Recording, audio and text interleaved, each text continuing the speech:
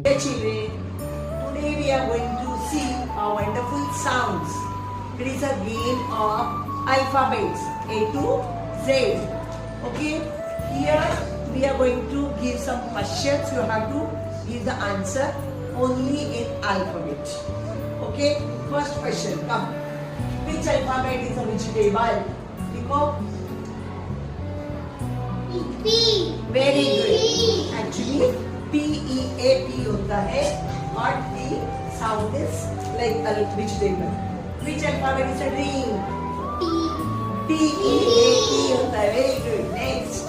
Which alphabet is an insect? B. Very good.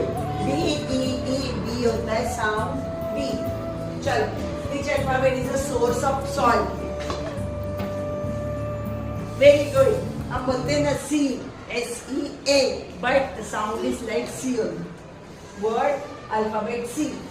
Which alphabet is a question? Y. Y. हम बोलते हैं ना W-H-Y, why?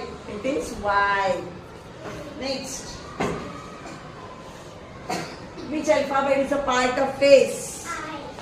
Very good. I means I. So this way, it is a wonderful alphabet.